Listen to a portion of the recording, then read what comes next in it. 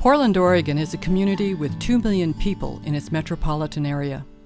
Nestled on the banks of the Columbia River, it is a thriving city with a cosmopolitan reputation and a diverse population.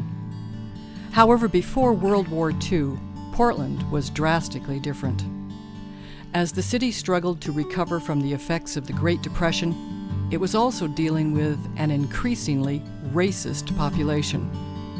By 1940, openly hostile Oregonians had driven out nearly half the 3,000 African Americans that once lived in the state. It was after the outbreak of World War II when Portland began to change.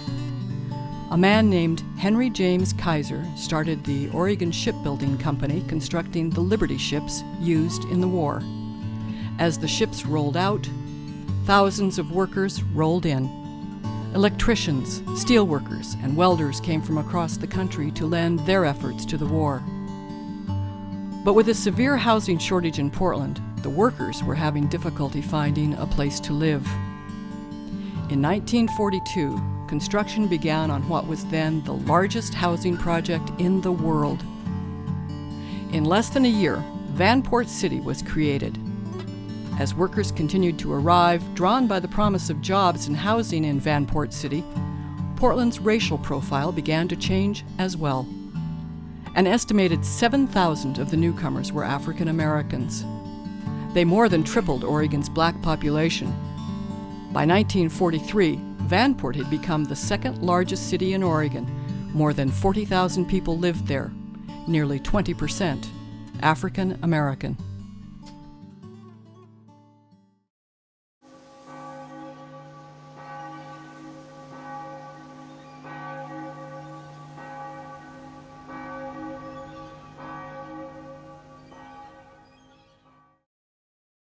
Oregon's black population was kept artificially small because in the pioneer period, blacks were legally excluded from residence in Oregon. My father came from a situation where in Portland, Oregon, you could get a racial slur, but in the Deep South, you could get lynched. So, he was looking at it kind of in a relative sense. And he thought Oregon was a place worth being. The highest that a black person could aspire to, if they weren't going to be a professional in the black community, was to be a waiter or a shoe shine boy, or perhaps to work as a porter on the railroads that served the Oregon communities. Portland, compared to those places, was the place to be for the African American population. We had newspapers here, we had the NAACP, we had a lot of social organizations, we had churches. So it was kind of like a concentrated place. Race was very important to Oregon life, and race could be a destructive element, but at the same time, because the population was small and the community was cohesive, black people who grew up in Oregon could expect to live here and have a fairly comfortable life compared to other parts of the United States. In December of 1941, America had entered World War II. After the Japanese bombed Pearl Harbor, much of the racial tension in Portland, as well as the rest of the country, went on the back burner, as Americans united to fight a common enemy. During the war, that was the most unified era that this country has ever known and will ever know again. Everybody had the same objective, to win the war.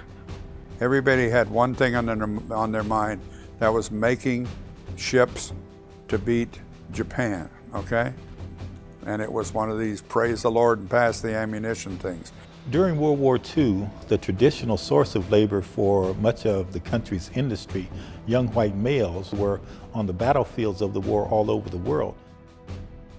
With an increased need for labor, Henry Kaiser sent out a call for workers beyond Oregon.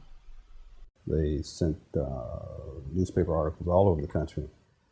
And they answered one of those along with many relatives. The jobs were great jobs. They paid between 80 cents an hour and $1.50 an hour. And Kaiser even paid for the transportation and promised some housing. That provided opportunities for minorities, for women, for people of color that had never existed in the country before. So the opportunity to work in some of the jobs that were created by the war effort was tremendous. My mother and father saw it as a chance to escape the Deep South, to come to Oregon, where they hoped there would be better opportunities.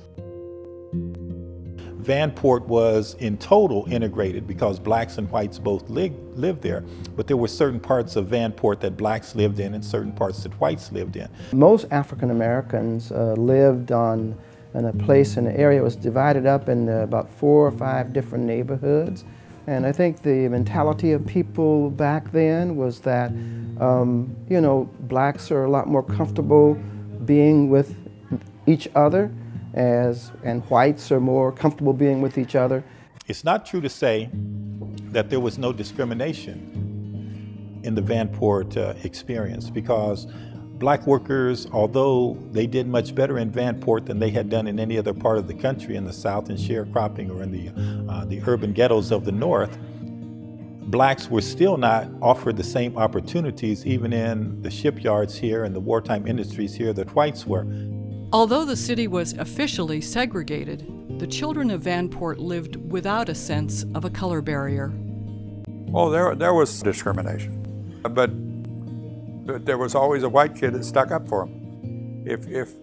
If somebody had just moved here from, say, South Carolina or Georgia or someplace, and he started mistreating or trying to act like he was something better than the black kid, there was always people like me or other kids that would say, hey, you know, we don't do that here. And they would stick up for him. People are not born with a racial consciousness. Everything we learn about race, we learn after we get here, after we're born and in our process of acculturation. And so children begin to learn the lessons and the etiquette of race as they grow.